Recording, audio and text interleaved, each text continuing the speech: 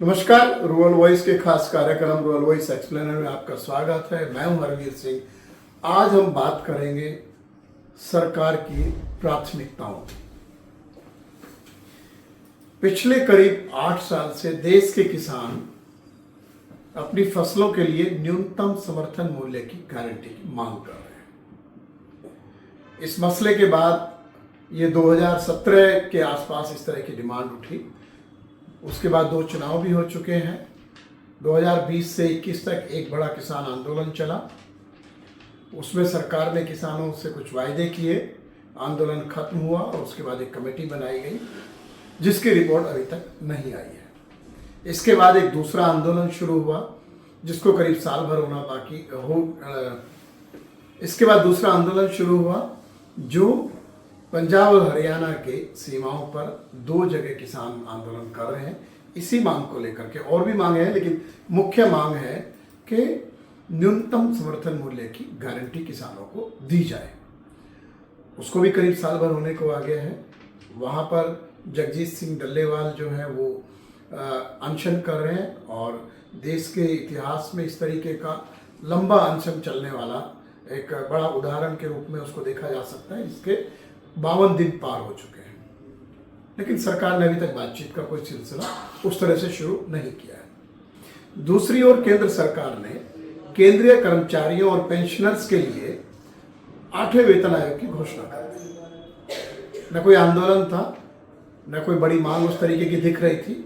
और जो 140 करोड़ की आबादी का देश है उसमें सबसे ज़्यादा आर्थिक रूप से सुरक्षित वर्ग है तो वो केंद्रीय कर्मचारियों का है। एक समय पर उनको पदोन्नति मिलती है, उनके लिए वेतन आयोग आता है और इस तरह के आकलन आए हैं कि करीब 2 लाख करोड़ का बोझ केंद्र सरकार के ऊपर इस वेतन आयोग से पड़ेगा। दूसरी तरफ सरकारी आंकड़ों के हिसाब से 14 करोड़ से ज़्यादा जोत वाले किसान हैं, उनके परिवार हैं जो शायद करीब 60-70 करोड़ की आबादी उसमें शुमार होती है। वो मांग कर रहे हैं लेकिन हमारे तमाम सारे इकोनॉमिस्ट और पॉलिसी मेकर जो सरकारी पक्ष को मजबूती से रखते हैं उनका कहना है कि सरकार के पास इतने संसाधन नहीं है कि सभी फसलों के लिए कानूनी गारंटी दी जाए। यहाँ पर एक लंबी डिबेट है, तमाम सारे तर्क हैं, तमाम सारे पक्ष हैं और ये लेकिन तथ्य है कि गारंटी जो है न्यूनतम मूल्य के लिए मांगी जा रही है। और ये भी मैं स्पष्ट कर दूं कि सरकार अगर कानूनी गारंटी देती है न्यूनतम समर्थन मूल्य के लिए तो इसका अर्थ ये नहीं हो जाता कि सरकार वो सारे उत्पाद पूरी तरीके से खरीदेगी। मुश्किल से ये फसल से फसल का अंतर हम देखते हैं कि 15-20% से लेकर के कुछ फसलें ऐसी हैं जहां पर करीब 80-90% तक की खरीद होती है। लेकिन वो सबसे ज़्यादा खरीद वाली फसल गन्ना है, वहाँ पहले से गारंटी है क्योंकि एक कानून है जिसके तहत जो चीनी मिलें गन्ना खरीदती हैं वो उसके लिए एक कानून है कि उनको वो दाम देना पड़ेगा।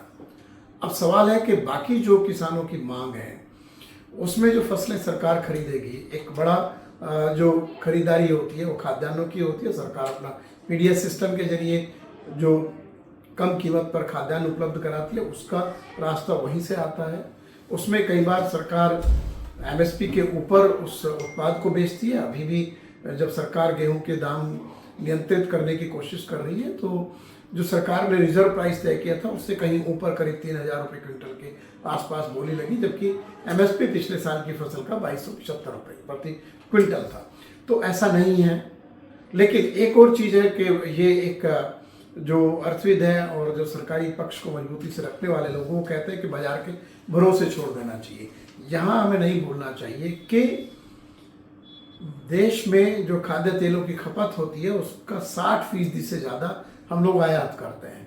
दूसरी तरफ हमारी जो मुख्य 2 फसलें हैं तिलहन की, उसके लिए किसानों को एमएसपी नहीं मिल रहा है। पिछले साल सरसों के किसानों को एमएसपी से कम दाम पर अपनी फसल बेचनी पड़ी बड़े स्तर पर।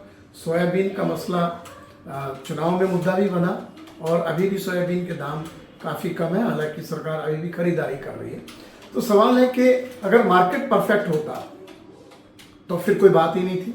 मार्केट इसलिए भी परफेक्ट नहीं है, जब किसी भी कृषि उत्पाद के दाम बढ़ने लगते हैं तो सरकार के सामने उपभोक्ता का जो पक्ष है वो सबसे मुखर होकर के सामने आता है और सरकार उसके लिए बहुत सारे कदम उठाती है, निर्यात पर प्रतिबंध लगाती है, घरेलू बाजार में स्टॉक लिमिट लगाती है, आयात सस्ता करती है, तो तमाम सारे फैसले लेती है।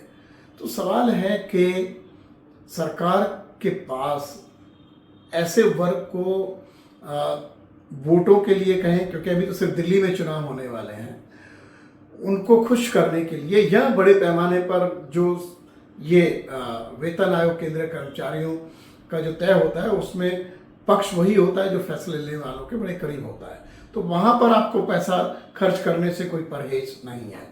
लेकिन जहाँ पर हो सकता है कि एक ये भी बात आती है कि अगर बाजार में खरीदारी कम है तो आप भावांतर के जरिए जो अंतर है किसान को जो दाम मिलता है और एमएसपी का उसकी भरपाई कर सकते हैं। तो हो सकता है अगर करना भी पड़े तो 2 लाख करोड़ का खर्चा नहीं होगा, ऐसा मेरा अपना मानना है और बहुत सारे ऐसे लोग हैं जो इस तरीके के तर्क को से सहमत हैं। तो सवाल है कि सरकार की प्राथमिकताएं क्या है।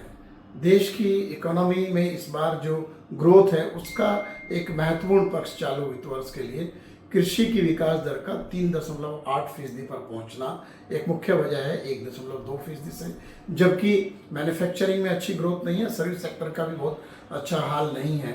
दूसरे तमाम सारे जो ताज़ा आंकड़े और सर्वे हैं, लेबर फोर्स का जो सर्वे है पार्टिसिपेशन का, उसमें ये साबित हो रहा है कि अभी भी जो ज़्यादातर कामकाजी लोग हैं वो कृषि पर निर्भर हैं। इसकी तादाद 46% के करीब है इस वक्त, जबकि इंडस्ट्री में सिर्फ 12% से भी कम लोग रोजगार पाते हैं।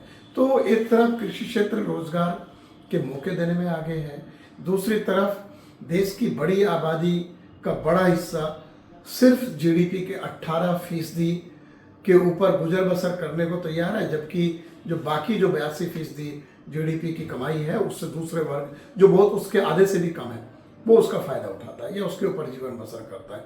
तो ये जो इंक्लूसिव ग्रोथ का जो फार्मूला है, जब हम कहते हैं समावेशी विकास, भारत 2047 में विकसित राष्ट्र बनने की एक उम्मीद पाले हुए है, सरकार के लगातार उसके लिए दावे किए जा रहे हैं, लेकिन एक बड़ी आबादी और एक महत्वपूर्ण पेशे को खासतौर से ये एक और बात मैं कहूँ कि कृषि क्षेत्र में जो सरकार की निर्भरता है देश की इकोनॉमी की सामाजिक रूप से और आर्थिक रूप से, वो सबसे महत्वपूर्ण है, क्योंकि फूड सिक्योरिटी का जो महत्व है दुनिया में, जो सबसे बड़ी इकोनॉमी और सबसे पावरफुल देश अमेरिका है, वहाँ भी खाद्य सुरक्षा को सीमाओं की सुरक्षा से ज़्यादा महत्व दिया जाता है। तो हमें समझना पड़ेगा और ये सरकार को देखना पड़ेगा, या ऐसे ही आंदोलन चलते रहेंगे। बहुत ही नाजुक मोड़ पर इस वक्त मैं कहूँ किसान आंदोलन है और एमएसपी का जो मुद्दा है वो देश में हर किसान तक बहुत मजबूती के साथ पहुंच चुका है। अब सरकार को देखना है कि उसकी प्राथमिकताएं क्या हैं, क्या वाकई किसान उसके एजेंडा में है, ये हम आने वाले दिनों में देखेंगे। जल्दी बजट भी आने वाला है। आज के रूरल वॉइस एक्सप्लेनर में इतना ही। हम फिर एक महत्वपूर्ण विषय पर बात करने के लिए आपके पास आएंगे। तब तक के लिए नमस्कार। आप हमारे यूट्यूब चैनल रूरल वॉइस इनको जरूर सब्सक्राइब करें और कृषि से जुड़ी खबरें, विश्लेषण, टेक्नोलॉजी और दूसरी जानकारी हासिल करने के लिए आप हमारी news website rural voice in Hindi में और eng.ruralvoice इन अंग्रेजी में, उसके ऊपर आप जा सकते हैं। नमस्कार।